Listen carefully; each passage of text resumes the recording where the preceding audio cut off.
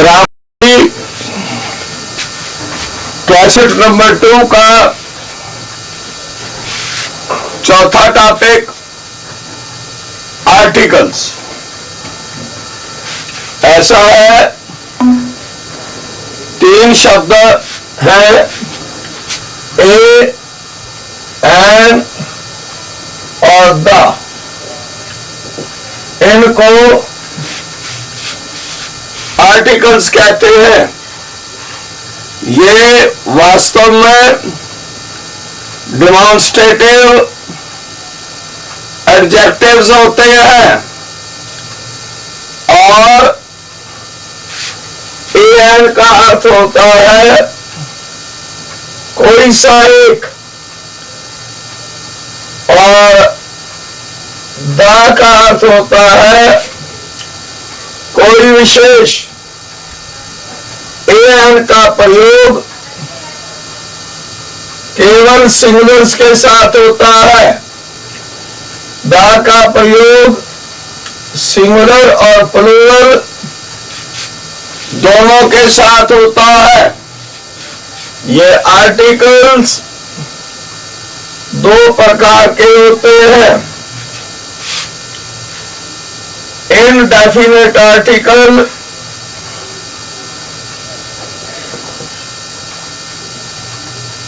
इसमें आगे 2 हो गए,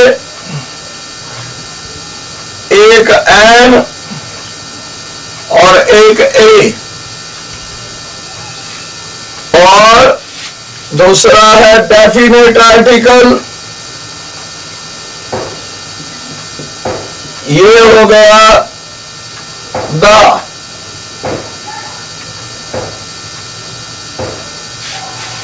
अब ऐसा है कि ए एन द ये जो आर्टिकल्स हैं इनका प्रयोग का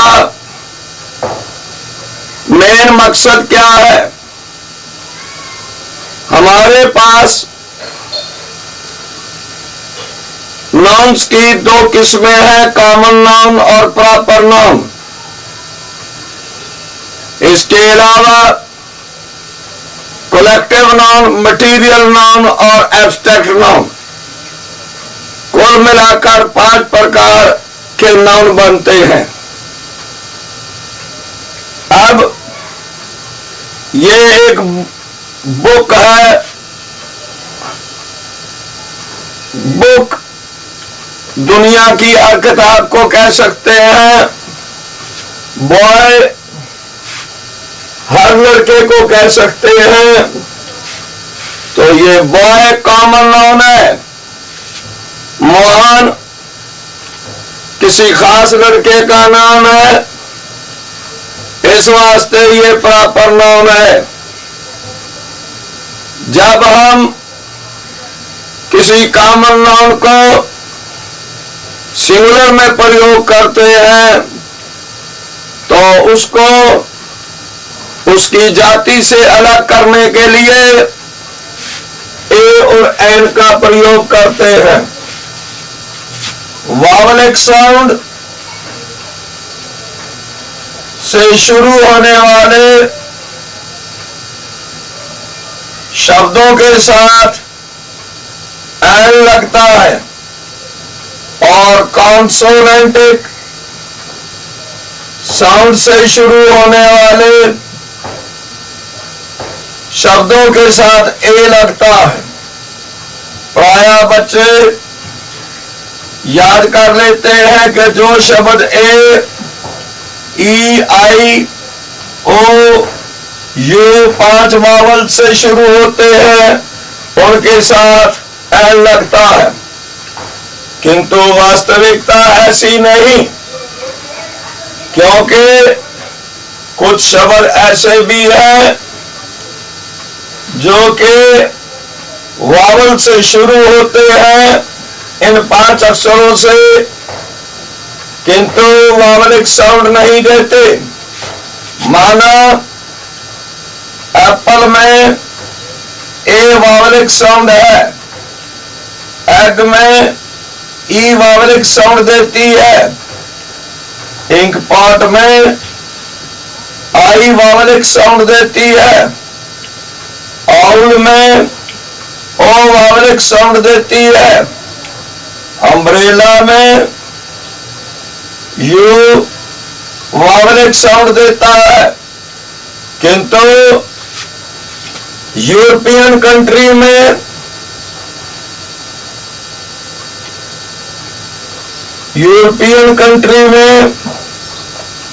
ई जो है ये वावलिक साउंड नहीं देता, कॉन्सोनेंटिक साउंड देता है।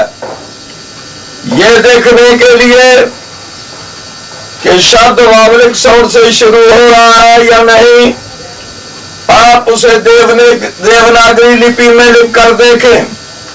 यूनिवर्सिटी के शुरू में यह आता है। यह भी एक नियम है, यदि नाउन से पहले कोई क्वालिटेटिव एडजेक्टिव हो तो ए एन का प्रयोग जो है वो नाउन के स्थान पर एडजेक्टिव की ध्वनि के अनुसार होगा। एप्पल के साथ एन लगेगा, एन एप्पल, किंतु एप्पल से पहले शब्द आ गया रेड एप्पल, तो रेड की ध्वनि के अनुसार ए रेड एप्पल होगा। और इसी प्रकार ए वन आइड मैन में ये जो वन है वावलिक साउंड नहीं देता, ये वह की ध्वनि देता है। इस वास्ते इसके साथ ए लगेगा। इसी प्रकार यूनिवर्सिटी में यू जो है वो यह की आवाज देता है, कॉन्सोनेंटिक साउंड देता है, ए लगेगा। अब ऑनेस्ट मैन में ऑनेस्ट जो है ये ए की आवाज स्वर ध्वनि देता है, इस वास्ते एन लगेगा। तो ये स्पष्ट हुआ कि यदि कोई नाउन कॉमन नाउन सिंगुलर में हो, स्वर ध्वनि से चालू होता हो तो एन लगता है। व्यंजक ध्वनि कॉन्सोनेंटिक साउंड से शुरू होता हो तो ए लगता है। यदि नाउन से पहले क्वालिटेटिव एडजेक्टिव हो तो नाउन के स्थान पर एडजेक्टिव की ध्वनि देखी जाती है। अब एन एप्पल का मतलब है कोई सा एक से, ए बुक का मतलब है कोई सी एक पुस्तक। अब ये एक किताब की शक्ल मैंने बना दी और मैं पहली बार कहूंगा दिस इज ए बुक। इसको बुक को इंट्रोड्यूस करने के लिए मैंने ए इंडेफिनिट आर्टिकल लगाया। अब इसी किताब का जिक्र दूसरे सेंटेंस में कर रहा हूं। द बुक इज ओल्ड, किताब पुरानी है। इसमें बुक के साथ मैंने डेफिनेट आर्टिकल दी लगाया और इसका अभिप्राय, दी बुक का अभिप्राय वही किताब है, उस विशेष की ओर संकेत है जिसका जिक्र पहले हो चुका है। दी का प्रयोग सुपरलेटिव डिग्री से पहले होता है, जैसे कि Mohan is the best boy, Mohan सबसे अच्छा लड़का है, इसमें बेस्ट सुपरलेटिव डिग्री है, इसके साथ डी लगता है। जब हम पॉजिटिव डिग्री के साथ डी लगा देते हैं और डी रिच कहते हैं, तो उसका अभिप्राय होता है अमीर लोग।